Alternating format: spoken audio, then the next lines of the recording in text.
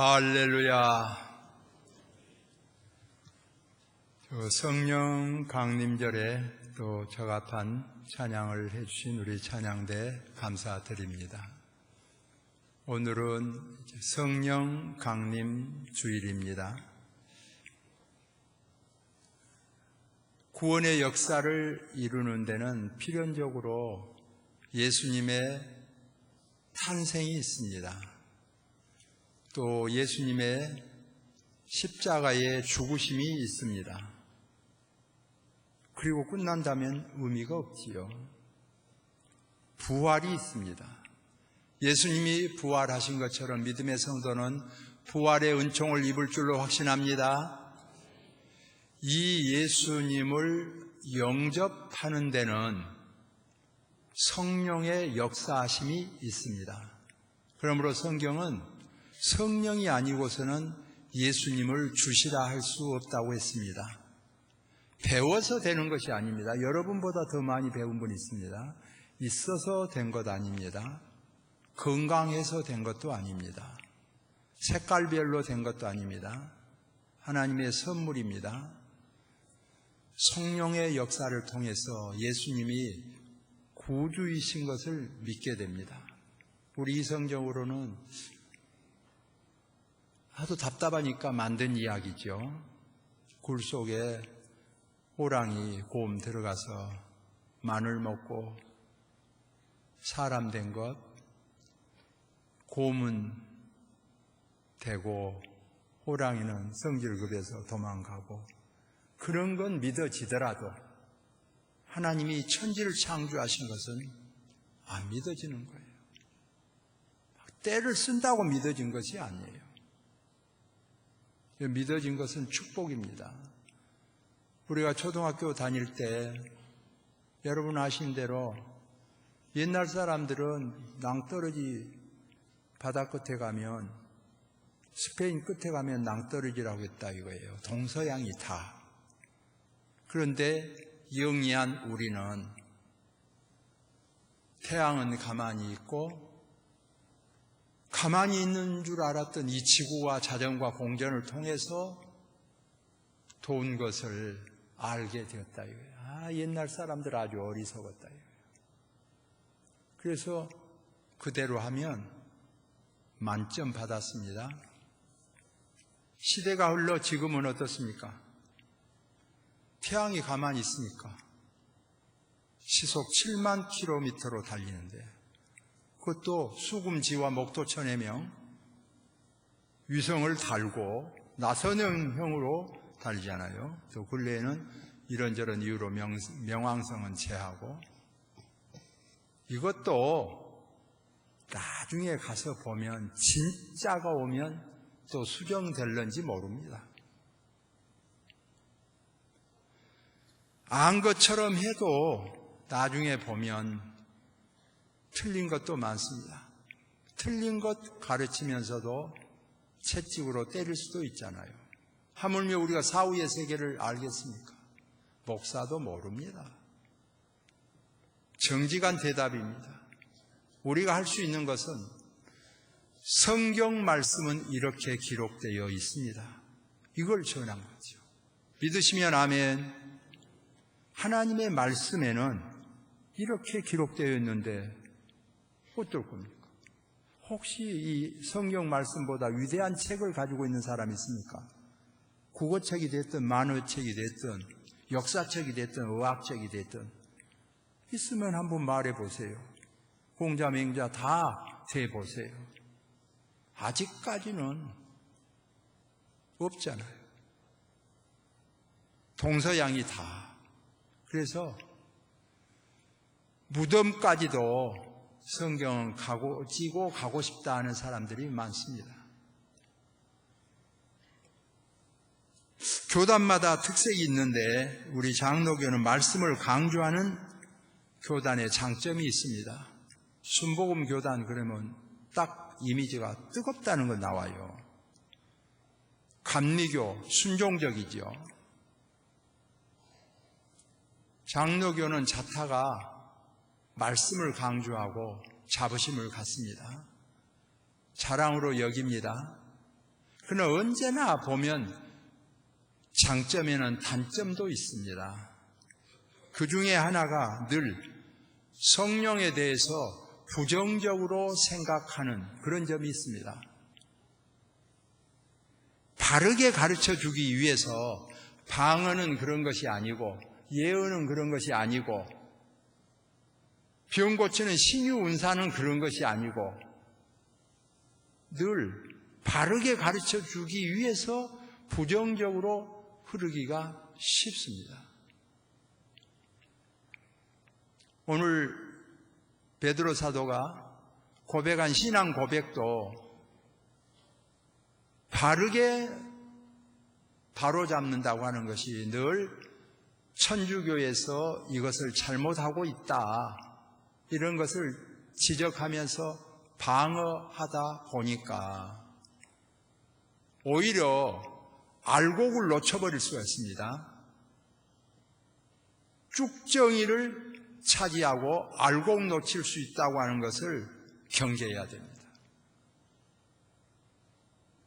예수님께서 세상 사람들이 나를 누구라 하더냐? 더러는 세례요한입니다. 맞은 말이에요. 세례요한은 정의롭잖아요. 회개를 촉구하지 않습니까? 독사의 자식들아, 그렇게 말하는. 사실 예수님도 독사의 자식이라고 표현한 때도 있으니까 정의롭지요. 세례 요한으로 보는 사람들이 있습니다. 저는 엘리야로 봅니다. 엘리야는 능력의 사자입니다. 불의 사자지요. 물의 사자요, 불의 사자지요.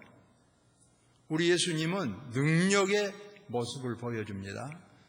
병자를 고치고 죽은 자도 살립니다. 엘리야로 보기도 합니다. 더러는 예레미야 선지자로 보기도 합니다. 맞지요? 우리 예수님은 눈물의 선지자 예레미야처럼 눈물도 흘렸습니다.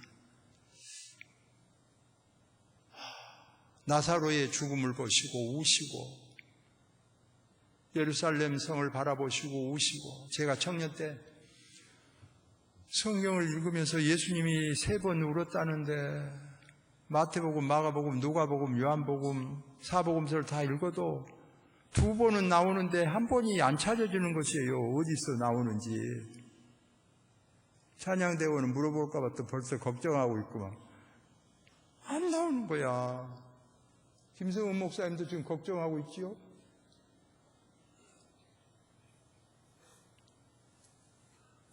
알 줄로 보고 많이 배운 분이니까. 근데 히브리서를 보니까 거기 우리 예수님이 심한 눈물과 통곡을 흘렸다는 것이 나오더라고요. 성경에 그래서 예수님이 3번 우셨다는 것이 나옵니다. 근데 그거 말고도 기록되지 아니한 것도 있을 수도 있지요. 어떻든 예레미야 같은 사람으로 볼 수도 있습니다. 그런데 우리 예수님은 다 맞은데 핵심 알고 그 보관이 안 찬 거예요. 그래서 3년이나 훈련시킨 이 제자들에게 너희는 나를 누구라고 하느냐? 굉장한 관심이에요. 어떤 대답이 나올는지 모르잖아요. 이때 시몬 베드로가 주는 그리스도시요 살아계신 하나님의 아들입니다 고백할 때 만점 받은 거죠. 오죽 기쁘시면 바요나 시몬아 복이 있다. 이를 알게 하는 이는 혈육이 아니요 하늘에 계신 내 아버지라 하셨어요. 혈육의 모습으로 안 것이 아니라 하늘에 계신 내 아버지 말미암아 아는 은혜. 감동스러운 장면입니다. 근데 우리가 그런데 이 중요한 주는 그리스도시요 살아계신 하나님의 아들입니다. 이 고백을 놓치고 자칫하면 변방에 있는 것들로 시간 보내기 쉬워요. 예레미야에 대해서, 엘리야에 대해서, 세례 요한에 대해서 너무 많이 연구하고 언급하고, 성령에 대해서도 방언에 대해서, 예언에 대해서, 병 고치는 은사에 대해서 막 부정적으로 바르게 한다고 평가하다 보니까 진짜 외곽에 들려있는 콩깍지에 대해서만 말하지 알맹이, 알곡을 놓칠 수 있어요. 배경은 그렇게 될 수밖에 없는 신교의 아픔이 있습니다. 기독교의 발상을 유대교에서 볼 수 있죠. 전통입니다.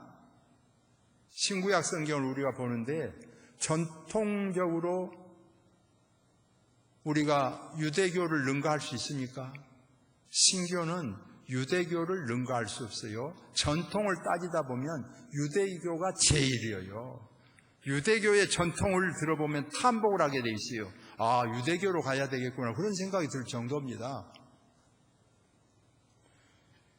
제도를 보면 어떻습니까? 유대교에서 파생되었다고 볼 수 있습니다. 예수님 오신 이후로 기독교가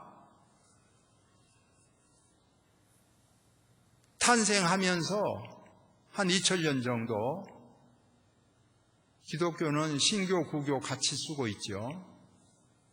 물론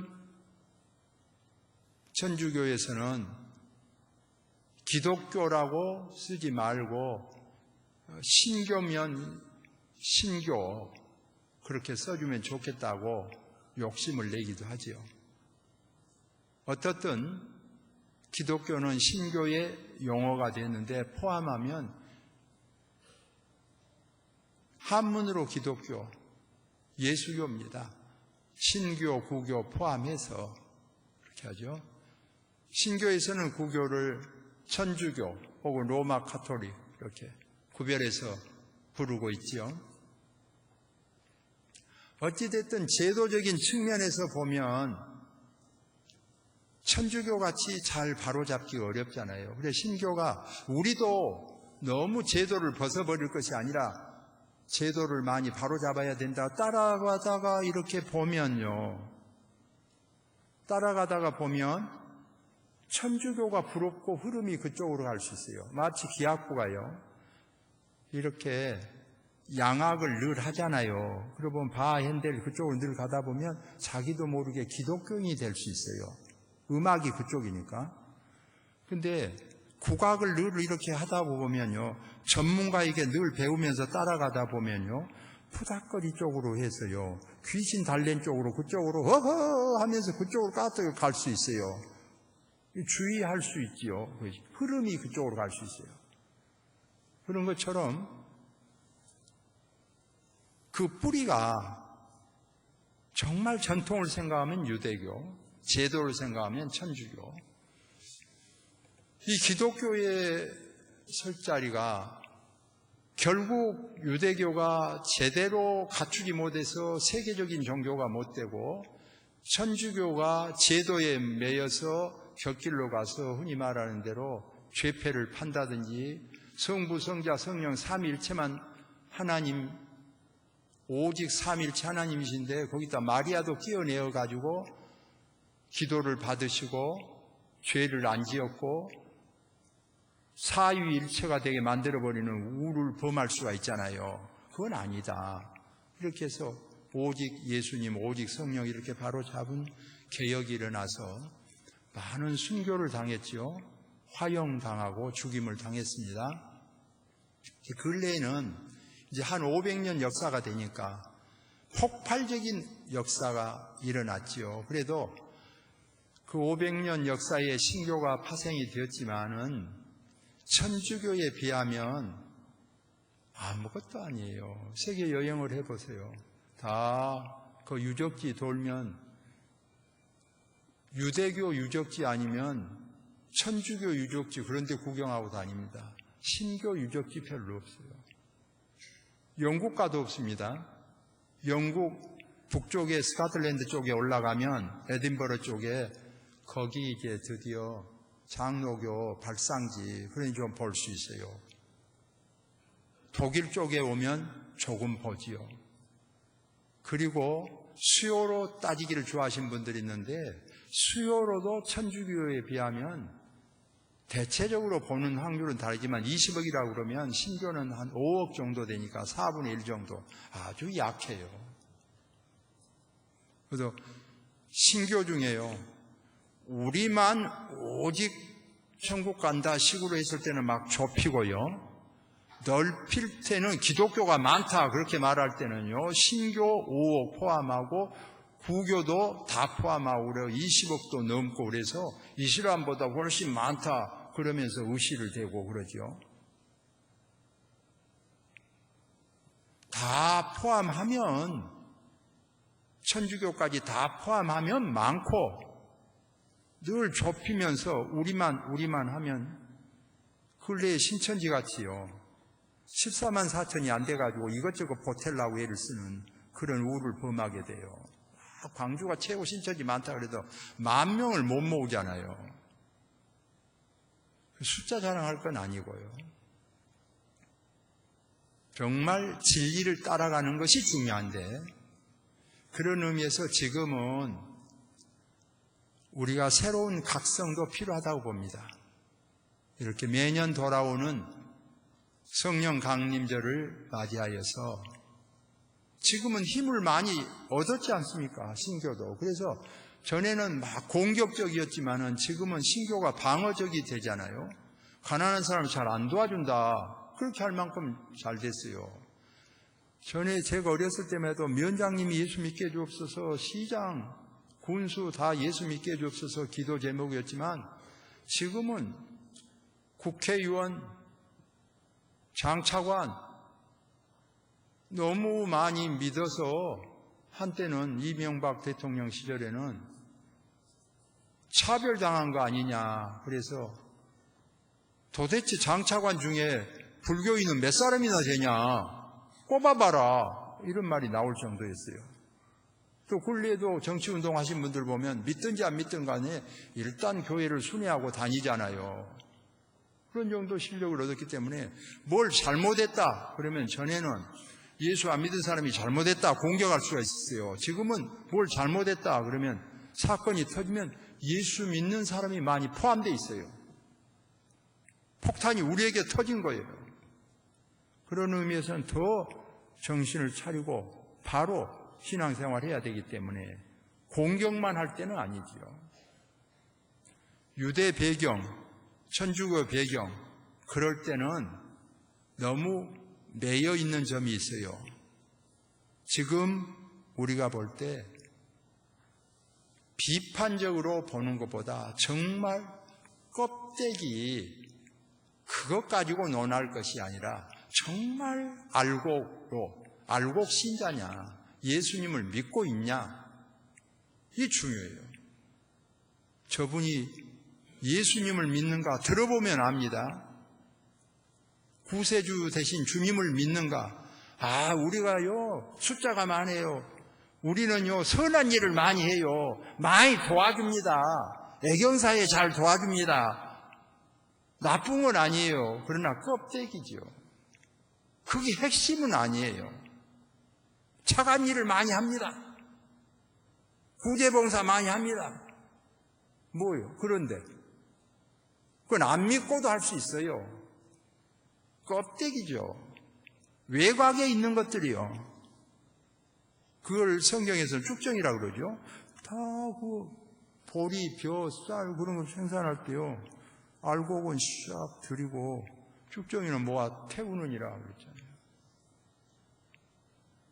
진짜 알곡에 비하면 아무것도 아니죠. 오늘 여기 예배드리는 여러분은요, 저와 여러분은 정말 예수님을 믿는 성도가 되기를 소망합니다. 예수님을 믿는 자세가 중요하죠. 그러므로 정말 예수님을 믿느냐, 구세주로 믿느냐, 신앙 고백입니다.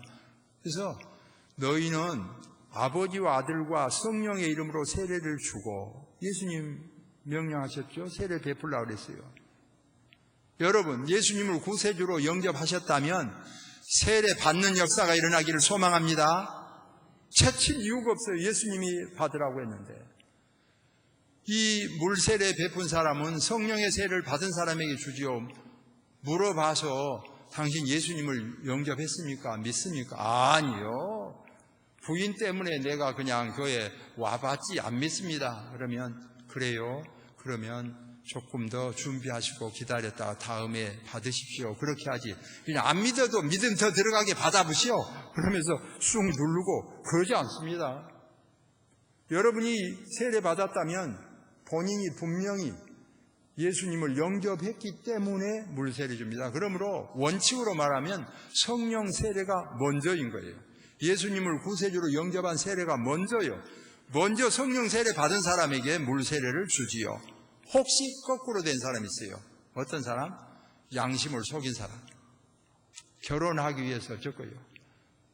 속으로는 안 믿지만은 목사님이 믿으요 안 믿으요 그럼 속으로는 안 믿어라 그러면서 겉으로 믿을라요. 왜냐? 이뿐이 차지하기 위해서. 전에 그런 사람들 더러 있었어요. 그래가지고 나중에 신앙생활을 했어요. 믿음 생활했어요. 그럼 믿음이 들어갔어요. 나중에 세례 받은 사람도 있어요. 물 세례를. 주님의 은혜죠. 감사지요. 여기는 앞에 받았던 뒤에 받았던 결국 주님을 구세주로 영접하고 다 세례받는 역사가 이루어지기를 소망합니다. 그러므로 아버지와 아들과 성령의 이름으로 세례를 베풀라. 세례 베푼 사람이 훌륭한 목사님이거나 훌륭한 신부님이면 좋지요. 자랑하고. 한경리 목사님에게 세례 받았다 그러면 얼마나 자랑스럽겠어요. 김수환 추기경에게 영세 받았다 그러면 얼마나 자랑스럽겠어요.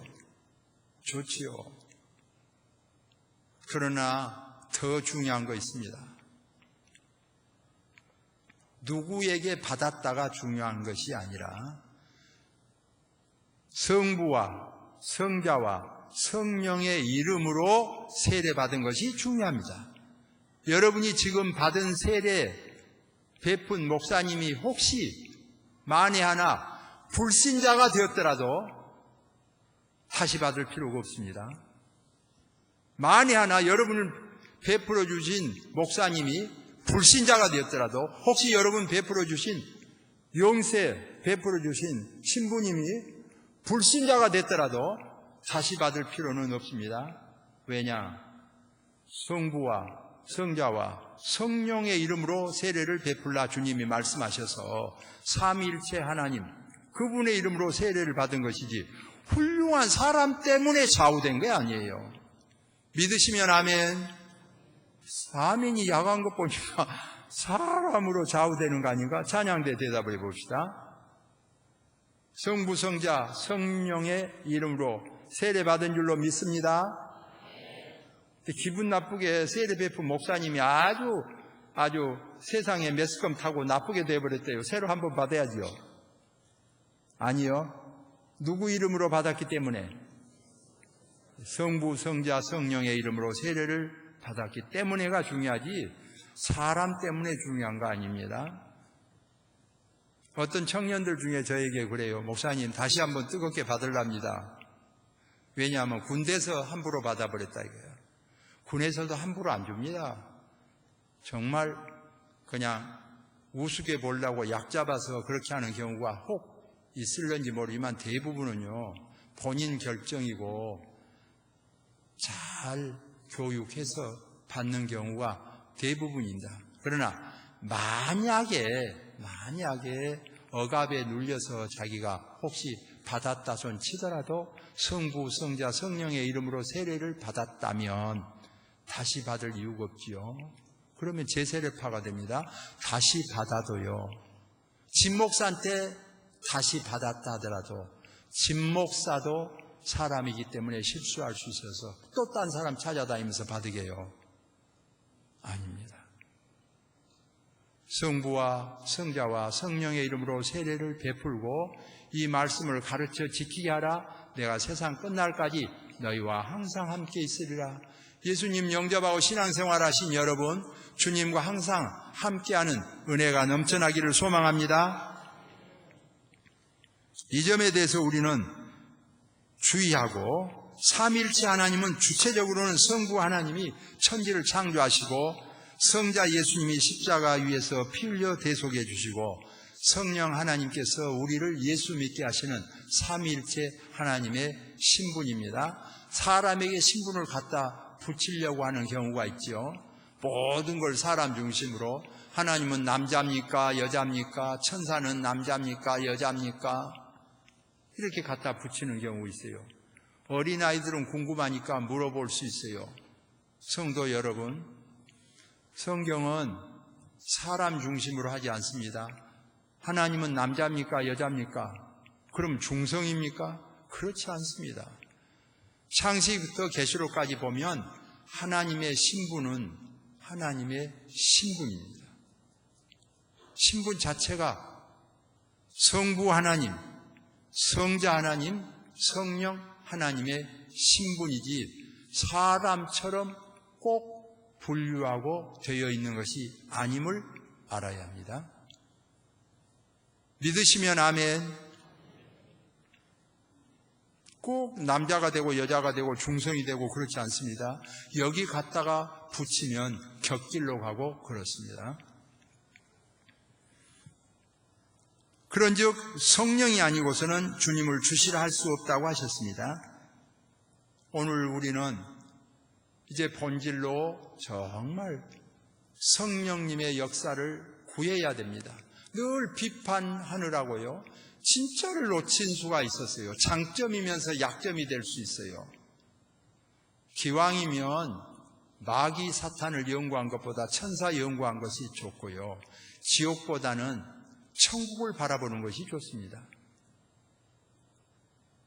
1시간 내내 구역예배 드리고 모임단체에서 늘 이단에 대해서만 들어보세요. 머리에 가슴에 이단만 꽉 차가지고 그러므로 예수님을 잘 믿으세요는 낫지 않아요. 이거 아셔야 됩니다.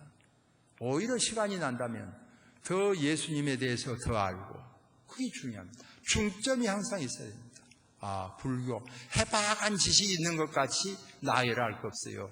아기 때부터 가서 머리 깎고 70, 80이 돼도 다 알기가 어려운데 책 몇 권 읽고 뭘 알겠어요?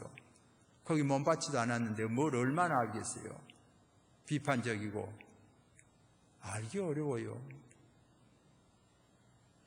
유교에 대해서 사서삼경을 다 독파하고 도를 닦았다 해도 다 알기가 어려운데 뭘 얼마나 알겠어요? 그 점에 대해서 저는 잘 모릅니다. 제가 아는 것은 예수님이신데요, 예수님은 이렇습니다. 그러므로 오직 성령이 너희에게 임하시면 너희가 권능을 받고 온 유대와 사마리아와 땅끝까지 이르러 내 증인이 되리라 그랬어요. 예수님 증인되는 축복이 있기를 소망합니다. 성경의 가르침이에요. 이를 위해서 우리가 구해야 됩니다. 그러므로 구하라, 찾으라, 문을 두드리라. 여러분, 이번 이 성령 감림절을 통하여서 생선을 구하십시오. 생선을 구하십시오. 주님 말씀하셨습니다. 생선을 구하는 자에게 뱀을 주겠느냐. 이번 성령 강림절에 떡을 구하십시오. 떡을 구하는 자에게 돌을 주겠느냐. 아간 부모라도 생선을 달라고 하는 자에게 뱀을 주지 아니하고 떡을 달라고 하는 자에게 돌을 주지 아니하는데 하물며 선하신 하나님께서 좋은 것으로 주시지 않겠느냐. 누가복음에는 성령을 선물로 주시지 않겠느냐 말씀하셨습니다. 오히려 구하여 받는 역사가 일어나기를 소망합니다. 구하여 받는 것입니다. 이렇게 구하면 잘못되어 있고 저렇게 구하면 잘못되어 있고 자기 자신도 잘 구한 건지 잘못 구한 건지 알지도 못하면서 평가만 하다가 구하지도 못하는 우를 범할 수 있어요. 정말 주님 말씀대로 성령을 구하면 주시지 않겠느냐 그랬어요. 구하여 받는 역사가 일어나기를 소망합니다. 개혁자 주인글리는 깊은 산골에 들어갔습니다. 외나무 다리 같이 외길이에요. 좁고 험악한 길인데 그때 마침 염소가 위에서 내려오는 거예요. 그 골짜기로. 그리고 아래에서 염소가 올라가요. 이렇게 맞닥뜨리게 된 거예요. 사자나 염소는 물러서질 않습니다. 야, 이 일을 어쩌면 좋으냐. 외나무 다리에서 만나면 부딪혀서 물에 빠질 수도 있고 그러잖아요. 죽고 있었어요. 근데요,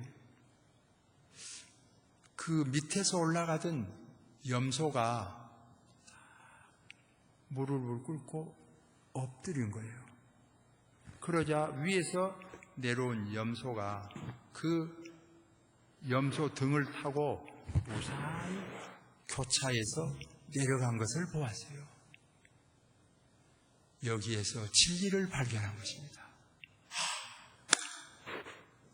놀라운 영적 진리를 발견했어요. 둘 다 살았어요. 성경 무엇을 가르쳐 줍니까? 우리가 신앙생활 하면서 보면 초등학교 때부터 학교 다니는 학생들을 마음에 안 든 사람 많습니다. 부딪힐 사람 많아요. 세상 다 자기가 고치고 뒤집을 것 같아도 다 못 고칩니다. 서너 명 자르면 좋은 반 될 줄 알아도 저도 학교 다닐 때 보면 퇴학시켜요. 그 뒤에 다시 서너 명이 또 나와요. 불량 학생인가 좋은 학생인가 몰라도 또 나와요. 직장 생활 해보세요. 안 맞은 사람 다 나옵니다. 하물며 교회 생활 다 나옵니다. 그래서 성경의 답은 어떻습니까? 너 이 염려를 다 주께 맡기라고 가르쳐주고 원수 갚는 것이 내게 있느니라고 가르쳐줍니다. 성경의 답은 정해져 있어요. 우리 교회 많은 은퇴 목사님들도 나오지요. 어떤 분들을 보면 일평생 목회를 했으면서도 한을 품은 분들이 있어요. 그 성도 때문에 너무 마음이 아프고 실패를 했다. 눈물겨운 이야기도 해요. 주님 앞에 서서 한 품은 이야기, 분한 이야기, 그거 하면 뭐 하겠어요? 성경의 가르침은 어떻습니까? 스데반은 돌로 자기를 치는 자들을 저들의 죄를 사하여 주옵소서 그랬잖아요. 우리 예수님은 십자가에 못 박는 자들을 보시고 자기 하는 일을 알지 못하여 그러하나이다 그랬잖아요. 가슴에 떼짱 올릴 때까지 가지고 간다. 뭐 하겠어요? 우리 예수님이 가르쳐 주신 것은 엎드려 종의 도로 발을 씻게 하잖아요.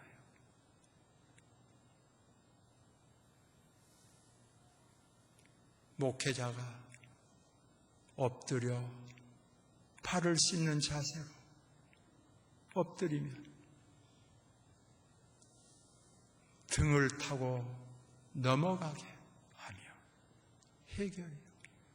저는 돌질하는 자를 스데반같이 용서하기 힘들어요.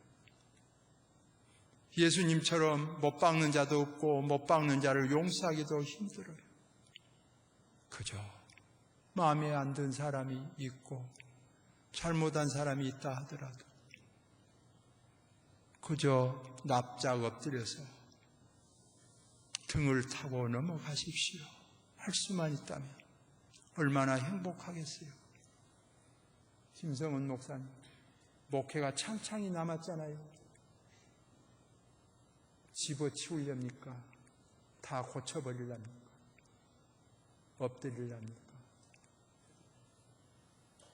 등을 타고 넘어가게 하면 다 성공하고 행복합니다. 이 무등교회 성도들이 때가 엎드리면 양들이 등을 타고 넘을 수 있도록 기도해 주시기를 소망합니다. 순종이 제일이여, 순종이 제사보다 나아, 그런다고 지도력이 생긴 거 아니에요. 우리 주님이 가르쳐 주신 것은 종의 도를 가르쳐 주셨어요. 엎드려 발을 씻어 주셨어요. 무등교회 하나님의 은혜로 세워지고 가꾸어진 교회입니다. 어디는 찬송 없답니까? 어디는 기도 없답니까? 어디는 말씀 없답니까? 다 찬송, 기도, 말씀 다 있어요. 더 훌륭하고 더 똑똑한 사람도 많이 있을 수 있어요. 결론은 주님이 하셨다는 거 아닙니까? 모자라고 부족해도 우리를 불러주시고 쓰시고 있다는 사실이죠. 주님 쓰심을 감사하며 엎드릴 때 복에 복을 주시죠. 이 무등교회는 은혜 중에 장족의 발전을 거듭해 왔고 영적으로도 부족하나마 계속 성장하고 있고 물질적으로도 근래에 제가 최철옥 권사님에게 기쁘다고 전화를 하셔서 받았는데 이쪽이 그렇지 않아도 우리 교회는 종교부지기 때문에 비싼 땅이지만 주변보다 3배가 비쌉니다. 비싼 땅이지만은 이 주변이 상가 지역으로 풀려서 몇 배가 될는지 알 수가 없답니다. 이제야 좋은가 보네. 영적으로, 육적으로 중앙지에 자리 잡아서 공동화 현상이 일어날 것도 없잖아요. 누가 잘해서 그랬겠어요? 정말 주님의 은혜로 우리는 죄인에 불과한데 이렇게 우리에게 은혜를 베풀어 주셨죠. 성도 여러분, 성경을 보면 살아있는 곡식은 연락하지 않은 장면이 나오잖아요. 다 부셔서 가루가 되고 전병이 될 때 하나님이 연락하시잖아요. 우리 모두가 주님 앞에 쓰임받고 이 성령 강림절에 납작 엎드리는 자세로 섬길 때 교회도 복을 받고 가정이 복을 받기도 합니다. 근래에 가정 신방을 하면서 제가 늘상 하던 것이지만 그렇게 기도하고 있습니다. 하나님 아버지, 예배를 통하여 교회에 복 내려주시고 성장 발전하듯이 이 가정에 이 예배를 연락하여 주시고 복을 내려 주옵소서 기도합니다. 예배를 기뻐하신 하나님, 오늘 이 예배를 받아주시고 무등교회에 복을 주시고 여러분의 가정에 은혜를 베풀어 주시기를 소망합니다. 기도하겠습니다. 사랑이 많으신 하나님, 감사합니다.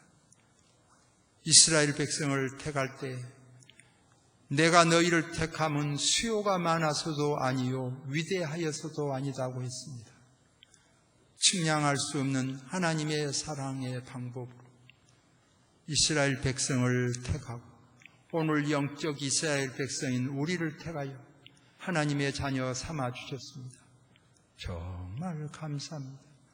이 무등교회 원근 각처에서 많은 성도들이 주의 전을 찾았습니다. 염려는 사람의 생각뿐 하나님의 은혜 가운데 황량한 벌판에 교회 세우게 하셨으나 사람 찾아오게 하시고 1부, 2부 드린 예배, 이제 3부 예배로 드리면서 걱정 염려했지만 하나님의 은혜로 채워지는 역사 주신 것 감사합니다. 양적으로 질적으로 성장 발전하는 교회 되게 하시고 하나님의 영광 드러내게 하여 주옵소서. 우리는 부족하고 연약합니다. 앞에서 끊어지고 뒤에서 밀며 떠나가게 됩니다. 우리의 후진들이 갈수록 더 행복한 신앙생활 되게 하시고 성장 발전하게 하시고 하나님의 영광 드러내게 하여 주옵소서. 예수님의 이름으로 기도하옵나이다. 아멘.